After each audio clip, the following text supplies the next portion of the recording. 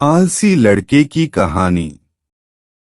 एक बहुत ही भोला भाला सा आलसी लड़का था। वह कोई काम नहीं करना चाहता था। बस खाना खाता, घूमता और सोते रहता था। एक दिन उसे किसी ने बताया कि एक आश्रम है जहां पर कुछ नहीं करना पड़ता है और हर दिन 2 समय का खाना और नाश्ता मिलता है। तुम वहां जाकर के रहो। उस आलसी लड़के ने सोचा कि ये तो बहुत ही बढ़िया है और वह उस आश्रम में जाकर रहने को सोचा। और फिर वह भोला भाला आलसी लड़का अपना सारा सांसारिक जीवन छोड़कर उस आश्रम में जाकर रहने लगा। आश्रम में गुरुजी रहते थे। वह कुछ समय सबको प्रवचन देते हैं। वह आलसी लड़का सुनता था, बाकी समय आराम करता था और फिर भरपेट खाना खाकर सो जाता था। ऐसे ही उस लड़के का दिन गुजरता गया। एक दिन उस आश्रम में कुछ भी नहीं बना।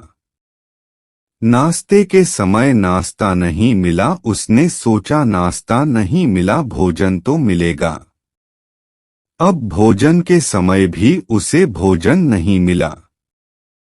लड़का दौड़ करके गुरुजी के पास गया और उसने पूछा कि आज भोजन क्यों नहीं बना। गुरुजी ने कहा कि बेटा, आज एकादशी है और जितने भी आश्रम के सदस्य हैं उनका उपवास है और तुम्हारा भी आज उपवास है। आज भोजन नहीं बनेगा।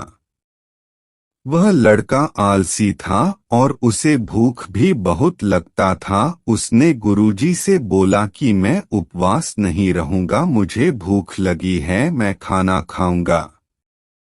गुरुजी ने बोला ठीक है, जाओ भंडारे में से सामान लेकर के आओ और आश्रम में नहीं बाहर ले जाकर के बना लो, लेकिन याद रखना भोजन बनाने के बाद सबसे पहला भोग भगवान को लगाना और फिर तुम प्रसाद पाना। वह लड़का बोला ठीक है और फिर अनाज लेकर नदी की ओर पहुंचा। भोजन पकाने लगा, तैयार हुआ। उसके बाद कहने लगा कि भगवान श्री राम आइए, पधारिए, भोग लगाइए। अब जब उसे लगा कि भगवान तो आ नहीं रहे हैं, तो फिर कहने लगा कि मुझे मालूम है आपको तो अच्छा खाने की आदत है, मैं बना नहीं पाया और मुझे अच्छा भोजन बनाने भी नहीं आता, लेकिन जो भी रूखा सूखा बना है आकर खा लीजिए। भगवान श्री राम उसकी सरलता पर बहुत ही प्रसन्न हुए और उस लड़के को दर्शन दे दिए। उसने देखा कि भगवान श्री राम आए हुए हैं और उनके साथ में माता सीता भी आई हुई है। लेकिन लड़के ने सिर्फ 2 लोगों के लिए ही भोजन बनाया था, एक अपने लिए और दूसरा भगवान के लिए। और अब क्योंकि भगवान के साथ माता सीता भी आई हुई थी, तो उसने उस भोजन को माता सीता और भगवान के सामने ग्रहण करने के लिए रख दिया। भगवान श्री राम और माता सीता ने भोजन किया और उसके बाद जब वह जाने लगे तो यह भोला सा आलसी सा लड़का बोला कि प्रभु आप आए, दर्शन दिए, बहुत अच्छा लगा। मुझे खाने को कुछ नहीं मिला, लेकिन कोई बात नहीं, लेकिन आपसे एक विनती है कि अगली बार जब आप आएंगे तो कितने लोग आएंगे ये बता दीजिए, ताकि मैं उतने लोगों के लिए भोजन बनाकर रखा रहूं। भगवान श्री राम मन ही मन मुस्कुराए और फिर अंतर ध्यान हो गए। लड़का आश्रम गया, दिन बीतता गया और फिर एकादशी का दिन आया और इस बार उसने 3-4 लोगों के लिए अनाज लेकर के खाना बनाने के लिए नदी के किनारे पहुंचा और उसने बड़े प्रसन्नता से भोजन बनाया और इंतजार करने लगा कि प्रभु आइए और भोग लगाइए। इस बार लड़का देखता है कि भगवान श्री राम पूरा राम दरबार लेकर के आए हैं, जैसे माता सीता, लक्ष्मण, भरत, हनुमान जी और सभी लोग आए हैं। लड़के ने 3 से 4 लोगों का भोजन बनाया था और इस बार भी भोजन कम पड़ गया। लड़के ने निराश होकर भोजन को प्रभु के आगे रख दिया। उन्होंने भोजन किया और फिर चले गए और इस बार भी लड़का फिर से भूख रह गया। अब लड़का फिर आश्रम गया। दिन बीतता गया और फिर एकादशी का दिन आया और इस बार गुरुजी से कहने लगा कि गुरुजी मुझे इस बार थोड़ा ज्यादा अनाज चाहिए। गुरुजी सोचने लगे कि यह इतना सारा अनाज का करता क्या है, कहीं इसे बेचता तो नहीं है। फिर उन्होंने कहा कि ठीक है, भूख से परेशान रहता है। लड़के ने कहा कि नहीं गुरुजी, मैं भूख से परेशान नहीं रहता हूँ। प्रभु के साथ बहुत लोग आते हैं, उनको भी तो भोजन करना पड़ता है। गुरुजी को लगा कि लड़का पागल हो गया है, लेकिन गुरुजी ने सोचा कि चलो एक बार चलकर देखते ही कि लड़का इस अनाज का करता क्या है।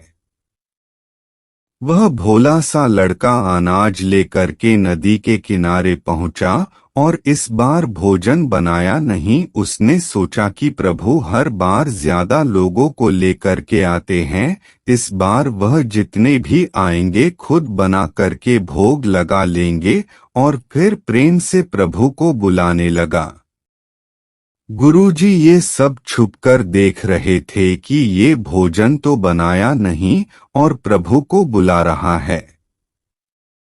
लेकिन लड़के ने देखा कि इस बार प्रभु के साथ बहुत से लोग आए हुए हैं, तो उसने प्रभु के सामने हाथ जोड़ करके कहा कि प्रभु माफ करना, आप बहुत सारे लोग आते हो, मुझे संख्या पता नहीं होती है और मेरी हिम्मत भी नहीं होती है कि इतने सारे लोगों के लिए भोजन बनाऊं। आप स्वयं आइए, बनाइए, खाइए और भोग लगाइए। प्रभु मुस्कुराते हैं और अपने साथ आए सभी लोगों के साथ मिल करके भोजन बनाते हैं।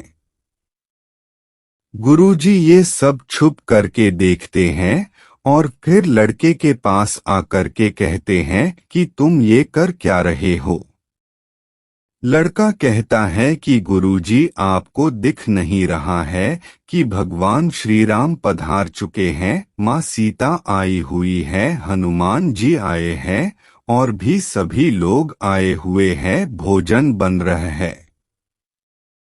गुरुजी ने बोला कि पागल हो गया है, मुझे तो कोई दिख नहीं रहा है। लड़का गुस्सा हो गया और बोला, प्रभु आप ये क्या कर रहे हो, एक तो मुझे भूखा रखा है और गुरुजी को दर्शन नहीं दे रहे हो, जो मुझे पागल समझ रहे हैं, कृपा करके गुरुजी को दिख जाओ। भगवान बोले, नहीं, मैं इन्हें नहीं दिख सकता। लड़का बोला, क्यों नहीं दिख सकते, मेरे गुरुजी तो बहुत महान है, बहुत बड़े ज्ञानी और ज्ञाता है। भगवान बोले, हाँ ज्ञानी और ज्ञाता होंगे, लेकिन तुम्हारी तरह सरल नहीं है। जो सरलता तुम में है वो तुम्हारे गुरुजी में नहीं है। लड़के ने ये बात गुरुजी से कह दी कि भगवान श्री राम कह रहे हैं कि आप में सरलता नहीं है, आप मेरी तरह सरल नहीं हैं, इसलिए आपको नहीं दिख सकते।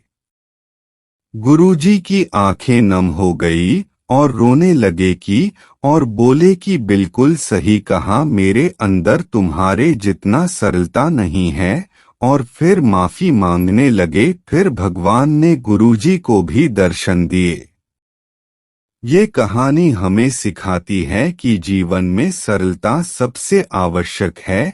जितने सरल बने रहेंगे उतना जीवन में आगे बढ़ते चले जाएंगे। जब आप सरल होते हैं तो आप खुद भी मुस्कुराते हैं और दूसरों को भी मुस्कुराने की वजह देते हैं।